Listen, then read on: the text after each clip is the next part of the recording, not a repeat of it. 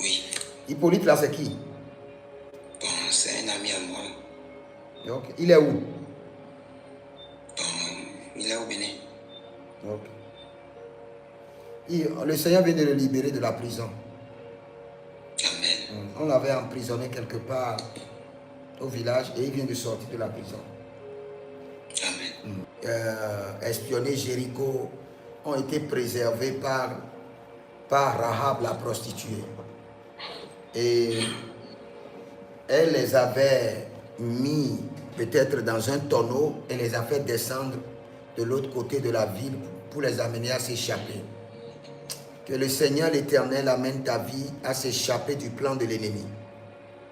Au nom de Jésus-Christ de Nazareth. Donc toi, tu me demandes de prier pour tes affaires, mais moi je vois un projet maléfique. Un projet maléfique sur ta vie. Mais je prie pour toi, tu ne tomberas pas dans ce piège.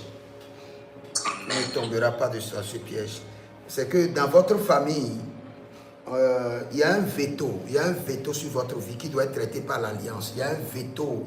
Et ce veto-là, quels qu'en soient vos efforts, vous allez monter, hein, mais vous allez chuter. Revenir en bas, vous battre, encore remonter. Et la chute viendra encore. C'est ce que tu es en train de vivre, non? Exactement. C'est un problème très sérieux, hein? Ça doit être traité par les alliances. C'est programmé dans le sang. C'est programmé dans le sang. Ça doit être traité par des alliances. Sinon, pendant des années, tu vas prier, jeûner.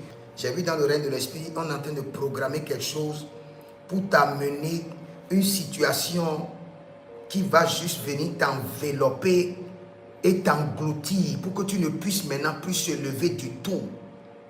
Et le Seigneur t'a déjà épargné, hein? Le Seigneur t'a déjà épargné par le passé.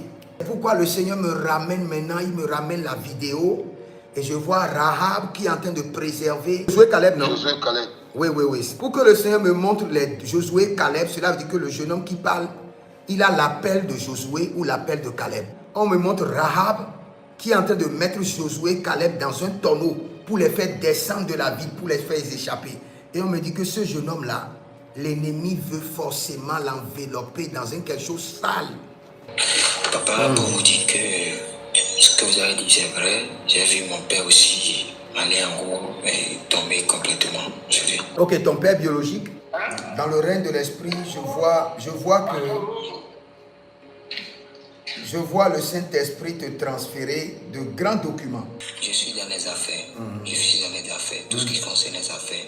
J'ai mon entreprise également, mon établissement que je gère. L'entreprise fait quoi spécifiquement?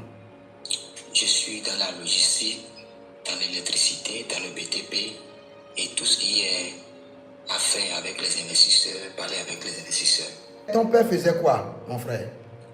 Il fut comptable et fut aussi directeur sur une structure de l'État au Bénin. J'ai vu l'ange du Seigneur, il a pris un ciseau et l'ange a coupé quelque chose. Amen. Il y a une délivrance qui s'est opérée. Et l'ange vient de couper quelque chose. Et le Seigneur me dit que ton dossier d'investissement et autres là, le Seigneur dit que cela vient d'être inauguré, cela vient d'être libéré. Amen. Parce que sur ce dossier d'investissement là, le Seigneur dit, avant, il n'y a rien que tu as pu concrétiser. Mais le Seigneur dit, à partir de maintenant, tu reçois la grâce de concrétiser les affaires, de concrétiser les choses. La grâce de concrétiser. Descends sur ta vie. Tu porteras l'appel de Josué. Tu es appelé comme Josué et le Seigneur va t'utiliser puissamment dans le ministère. Mais ce dont tu as besoin de faire un bon moment de délivrance. Et le Seigneur te dit qu'il vient de t'aider et que tu auras maintenant du succès dans les trucs concernant les affaires. Amen. Donc le Seigneur te fera grâce.